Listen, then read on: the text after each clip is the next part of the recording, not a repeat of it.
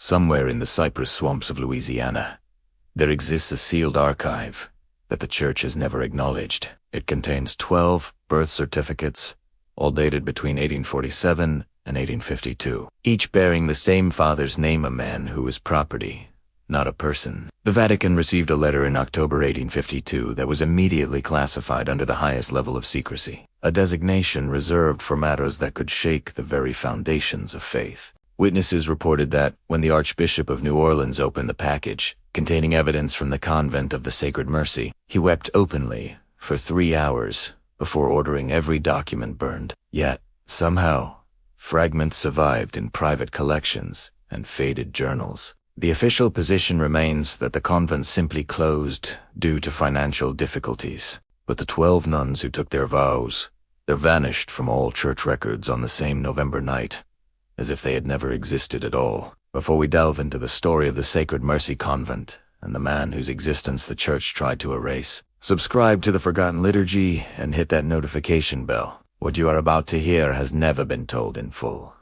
and stories like this deserve to be remembered, no matter how uncomfortable they make us feel. The truth about what happened at Sacred Mercy began with an act of uncommon charity in St. Martinville, Louisiana. This town, a pearl of French civilization in the humid embrace of the Tetch country, maintained a stubborn European elegance.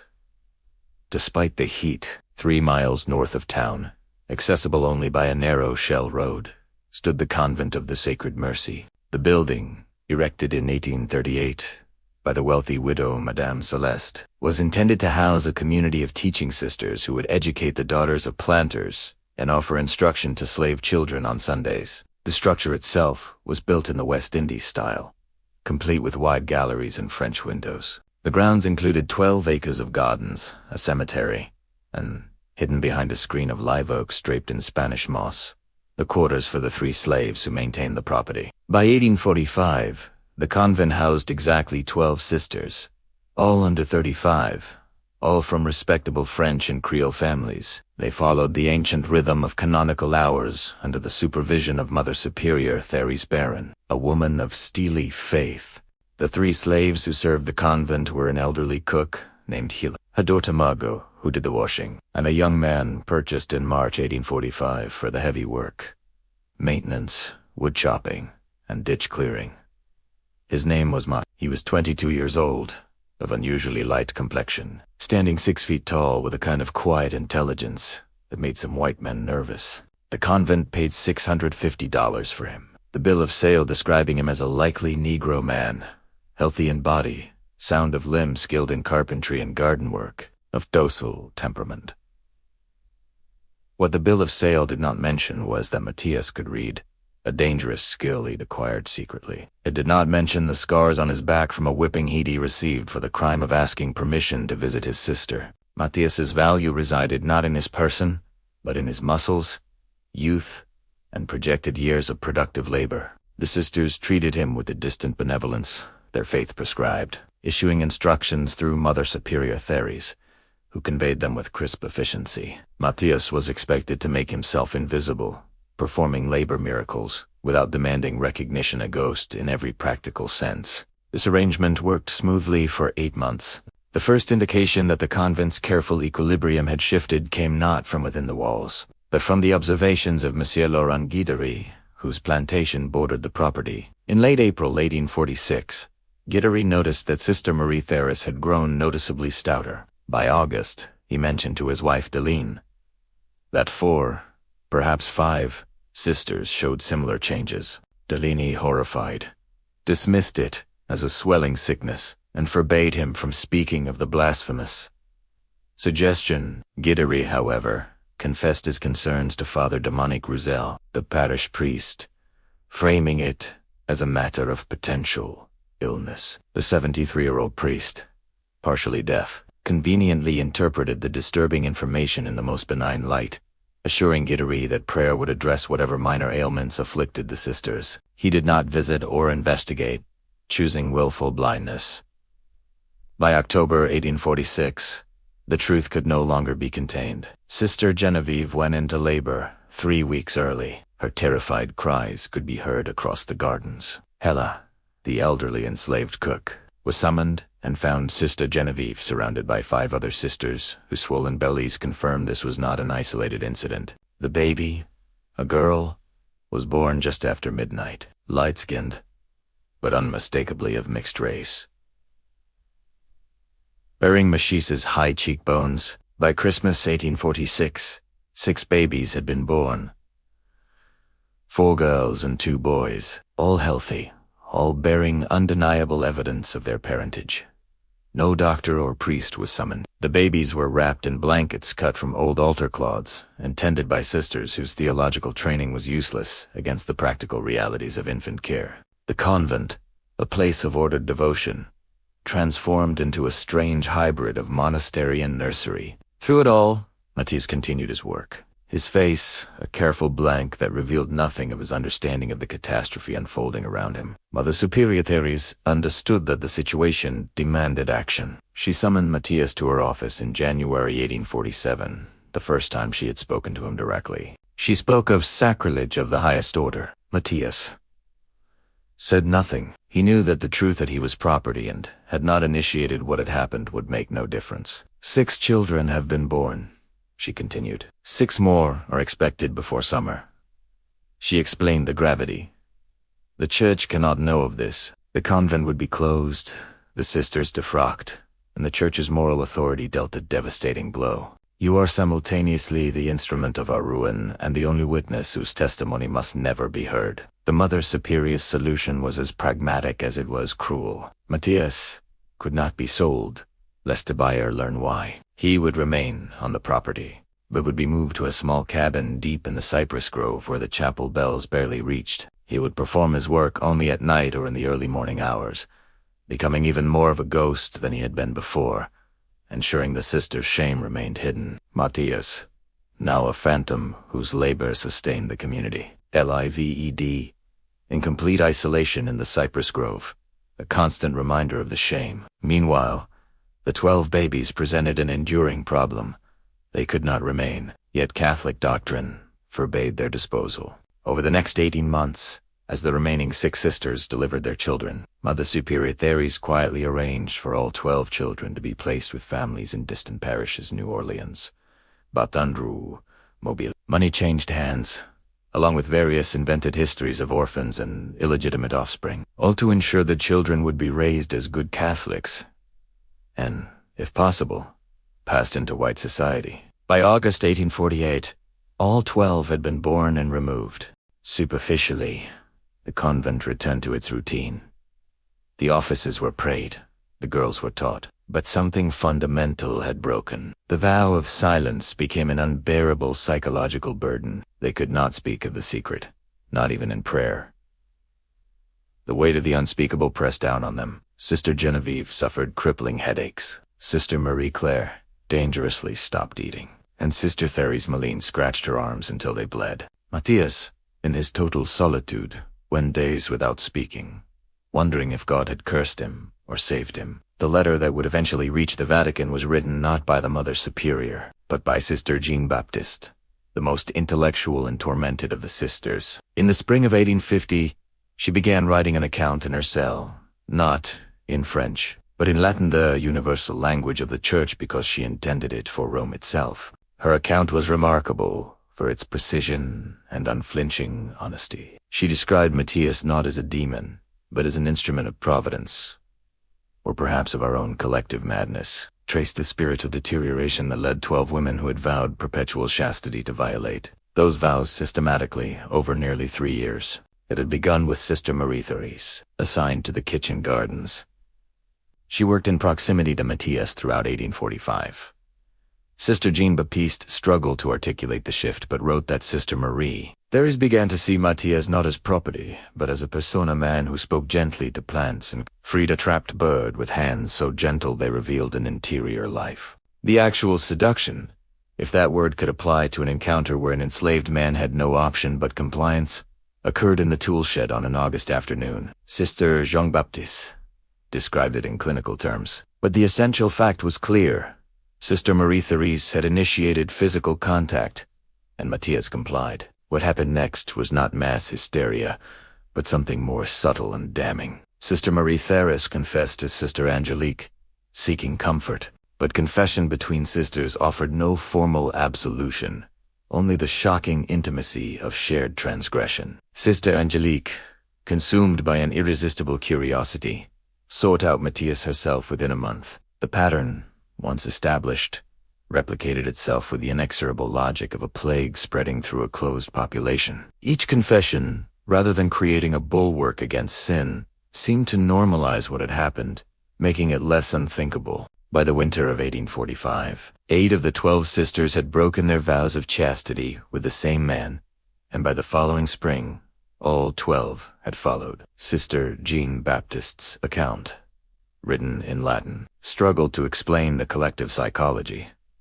How 12 educated women, bound by sacred vows, could participate in something so fundamentally at odds with their faith. She considered the convent's isolation, the fact that Matthias was enslaved and existed in a moral category separate from normal prohibitions, and the terrifying fact that he could not refuse them or expose them without risking his own life. Ultimately, she confessed she couldn't fully explain it, but left it for wiser minds to determine its meaning. She sealed the letter, pleaded for the church's intervention, and entrusted it to a visiting priest, Father Almon Hebert, who promised to ensure its safe delivery to Rome.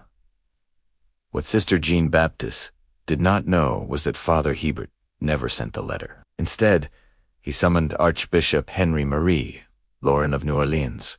This 60-year-old archbishop, a political man who understood power and containment, arrived at Sacred Mercy on October 20th, 1850, accompanied by a Jesuit expert in canonical law, Father Michel. Meeting with Mother Superior Therese and the 12 sisters, the archbishop stood, treating the crisis not as a spiritual problem but as a problem of containment and control. Upon confirming the truth of the account that all 12 sisters participated, and that Matthias was still on the property, the archbishop grew colder. He meticulously recorded the locations of the 12 children with Father Defina, instructing him to monitor them discreetly to ensure no questions led back to the convent. He addressed the sisters, seeing in them only a hollow exhaustion. You understand that what you have done is not merely a violation of your vows. It is a scandal that, if it became public, would be used by enemies of the Church to argue that Catholic religious life is fundamentally corrupt. The archbishop issued his verdict. The sisters were to leave that night. They would be dispersed to different convents, 1 sister per community, taking new names, and placed under a perpetual seal of secrecy, violation of which meant immediate excommunication and eternal damnation.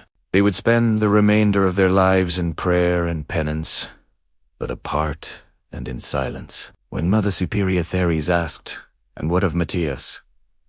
the archbishop's face hardened. The man presents a unique problem. His continued existence is a threat to everything we seek to protect. The ugly implication murder hung unmistakable in the air. When Father Hebert cautiously protested that the Church could not countenance murder, the archbishop said coldly, "The Church countenances nothing. The Church knows nothing of what has transpired here. Sacred Mercy will close due to financial difficulties, and in the confusion of that closure, a slave who had been working the grounds will unfortunately disappear." Sister Jean-Baptiste stood abruptly, her composure finally breaking. "You cannot mean to have him killed. He is innocent in all of this. We held all the power. We initiated everything that happened. He had no choice in any of it." The archbishop regarded her with contempt. "Sister, you display a touching concern for the soul of a man you have grievously wronged, but I'm afraid your opinion on this matter is not being solicited. The decision has been made." When Sister Jean Baptiste threatened to write to Rome again and expose everything, the archbishop's genuine anger flared. "You will do nothing, because if you expose this scandal, you will destroy not only yourself and these sisters, but the faith of thousands of Catholics. You will hand Protestant critics the weapon they have been seeking for decades. You will undermine the missionary work that is bringing the gospel to the frontier." 3 days after the archbishop's visit, on the night of October 31st, 1850, Sister Jean Baptiste made her way through the cypress grove to Matthias's isolated cabin. "They mean to kill you," she said without preamble. Matthias, carven cypress, "Wood by moonlight," replied quietly. "I know. I've known since the archbishop arrived." Men like him don't leave loose ends. I'm the loosest end there could be. She apologized for her cowardice and for thinking her letter would bring justice. Matthias gently dismissed her apology, acknowledging his position. Running isn't freedom for someone like me. It's just a slower form of dying, he concluded. You don't have a choice, sister. They got all the power. You're just now seeing it clearly. But Sister Jean-Baptiste had spent the previous 3 nights preparing. On November 1st, All Saints' Day, she requested an audience with Mother Superior Theres and presented a 17-page full written confession detailing everything. The names, the dates, the theological contortions used to rationalize the sin, and, most crucially, the locations and false stories of the 12 children, naming the priests and bank transactions involved. She had made 4 copies. One she hid in her prayer book. A second she entrusted to Gila, the enslaved woman who had delivered the babies. A third she had already mailed to a cousin in Mobile, connected to northern abolitionist newspapers. The 4th copy she handed to Mother Superior Theres as insurance. If anything happens to Matthias, Sister Jean-Baptiste's voice was steady, despite her trembling hands. These documents will become public. The church would face not merely local embarrassment, but a national crisis. Mother Superior Theres stared at the document. Horrified, you would destroy the church to save one man. I would refuse to let the church become complicit in murder, Sister Jean-Baptiste countered.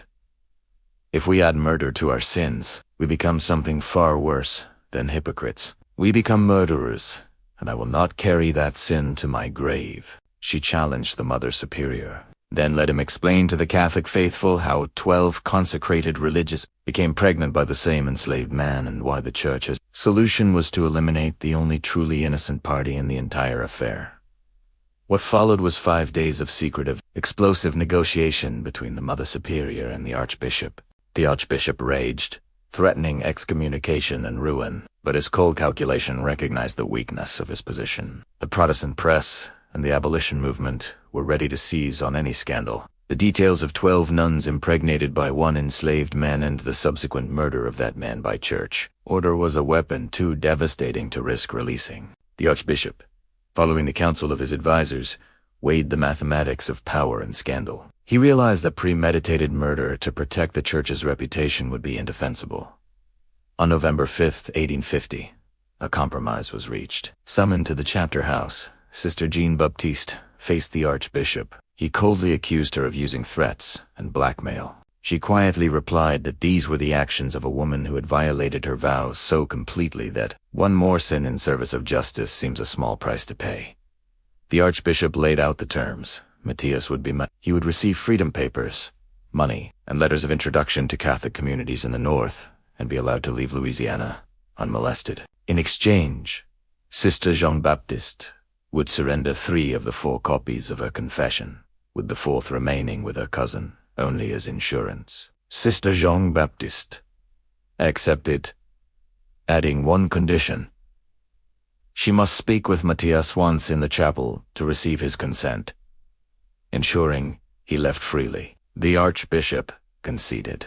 The meeting took place on the evening of November 7th in the dimly lit chapel. Matthias entered in a new, uncomfortable suit of brown wool. "They're letting you go," she said. "Finally, you'll have papers. Real papers. ... Matthias, weary with skepticism, asked if the church agreed to this out of justice. "The church agreed because I made it the least damaging option available to them," Sister Jean-Baptiste confessed. "I threatened to expose everything if they harmed you." Matthias realized he was free because of blackmail. She justified it. Sometimes the only way to force powerful people to do the right thing is to make it in their interest. Matthias then reached into his pocket and withdrew a small, exquisitely carved figure of a woman in a habit kneeling in prayer. Shaped from cypress wood, he offered it to her. "It ain't about right. It's about remembering that not everything that happened here was evil. There were moments when I felt like maybe there was something good trying to exist in all this mess." Sister Jean-Baptiste's eyes filled with tears, accepted the carving. "I'm tired, sister. Tired of carrying hatred," Matthias concluded. If I take all that north with me, they'll have taken more than my years here. So, I'm choosing to remember that you fought for me when you didn't have to." Matthias then turned and walked out of the chapel, his footsteps fading into the night. On November 8th, 1850, Matthias walked down the Shell Road from Sacred Mercy for the last time, carrying his freedom papers and $50 in coin. He looked neither back nor around him, but walked with the steady purpose of a man who knows his destination. At the St. Martinville landing, he purchased passage on the steamboat Techbel, bound for New Orleans. Listed on the manifest as Matthias Duval, free man of color, destination Cincinnati. The new surname Duval was his choice. He was never seen in Louisiana again. The 12 sisters were dispersed within the week, exactly as the Archbishop had decreed, sent to different convents, never to communicate again. Mother Superior Therese Byron was sent to a Carmelite monastery in Kentucky, where she spent the remainder of her life under a rule of strict enclosure, maintaining absolute silence about sacred mercy for 18 years. Mother Superior Therese Byron died in 1868, having maintained absolute silence for 18 years. Her only final words, whispered on her deathbed, were "Forgive us," thrice repeated. Sister Marie Terce, the first to break her vows, taught in a Baltimore convent for 23 years, regarded as an excellent teacher but unusually withdrawn, until her death from consumption in 1873. Sister Angelique, the youngest and mother of the last child, endured 7 harsh years at a mission convent in Arkansas, serving Creek Indians. She died in 1859, her final letter containing the cryptic line, "I have paid what I owed and I am ready to face my judge." Sister Jean Baptiste was sent to the most remote posting, a mission station in the Alabama wilderness, 40 miles from the nearest town. For the next 34 years, she endured a brutal life, learning to split wood and gather herbs. Despite the physical hardship, she maintained detailed journals and wrote a full, detailed account of sacred mercy, not as confession, but a simple testimony to events that should not disappear into convenient silence. The fate of this manuscript remains unknown, given to a traveling priest with instructions for safe delivery. Sister Jean Baptiste died in February 1884. Her final words, "I did what I could. God will judge whether it was enough." The 12 children born from the impossible unions lived and grew, scattered across the South, each carrying the evidence of the buried scandal. Their fates varied. The first baby, a girl, was raised in New Orleans by a wealthy Creole family, married into prominence, and died in 1901, never knowing her mother was a nun or her father was enslaved. The child born to Sister Marie Claire, a boy with darker skin, was raised by a free black family in Baton Rouge. He learned carpentry, participated briefly in Reconstruction politics, and died free in 1898.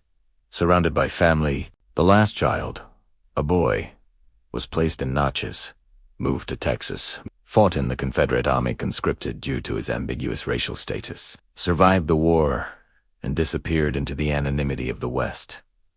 3 of the children died young. The remaining 6 children lived into adulthood, married, and had children. None knew the full truth of their origins, yet the genetic inheritance persisted.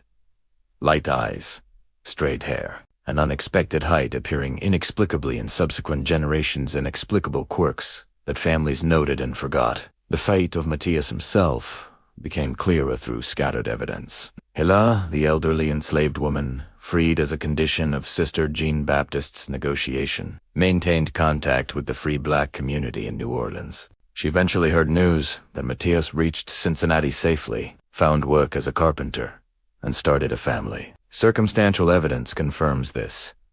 The 1860 census for Cincinnati lists Matthias Duval, mulato carpanto, age 37, living with a wife named Sarah and 3 children. The ages, profession, and chosen surname Duval, perhaps from the convent, street align perfectly. If this was the same Matthias, he achieved what Louisiana had denied him.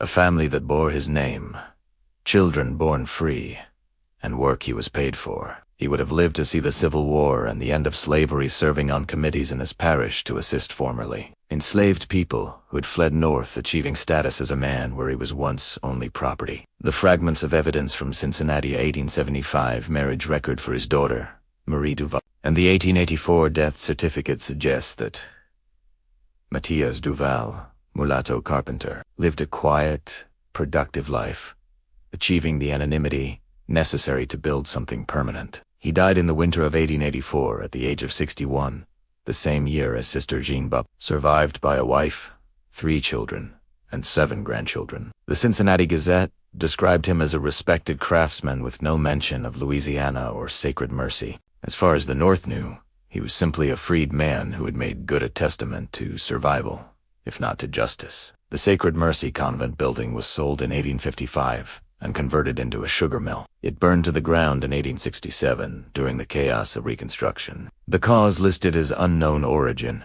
its destruction erasing the last physical trace of the scandal. The location became lost to fading memory, reclaimed by the swamp. The scandal that the Archbishop feared never materialized into a national crisis. The story was told only in whispers, passed down within the families of the enslaved, the sisters, and the 12 receiving families. The church survived through the time-tested strategy of silence, dispersal, and systematic erasure. Official records remained pristine, but the evidence persisted in fragments. The bill of sale from the baptismal certificates with mismatching details, and the unusually detailed freedom papers bearing the Archbishop's signature. These fragments, scattered and meaningless to most, could be connected by those who knew the larger story. Sister Jean Baptiste, writing in her isolated mission, had understood this truth. Truth is more persistent than power. We may bury it. ... But truth is patient. It waits, and eventually, it surfaces. The scandal was born from the intersection of slavery, religious authority, human weakness, and institutional power. The cover-up was achieved through threats and dispersal. But the story also became one of resistance. Sister Jean Baptiste refusal to allow Matthias to be murdered and achieved through blackmail challenged the fundamental logic of institutional self-protection. The 12 children born at Sacred Mercy grew up and had children who mixed with others until tracking them became impossible. They lived ordinary lives, farmers, merchants, teachers bearing no mark of their origins, except in the subtle variations of feature and complexion that all humans carry. Somewhere in a cemetery in Cincinnati, there lies the grave of Matthias Duval, marking a life that was lived despite everything that tried to prevent it. This mystery shows us that history's most carefully guarded secrets rarely disappear completely. The story persisted in fragments, in whispers, in the bloodlines of descendants who carried the genetic evidence of events their ancestors tried to bury. What do you think of this story? Was Sister Jean Baptiste's method of protecting Matthias, achieved through blackmail, justified by the circumstances? And what do we owe to the descendants of those 12 children who lived and died without ever knowing the truth of their origins? Leave your comment below. If you found this exploration of a hidden scandal compelling, subscribe to the Forgotten Liturgy, hit the notification bell, and share with someone who appreciates history's darker truths. The past is never as simple as we wish it were.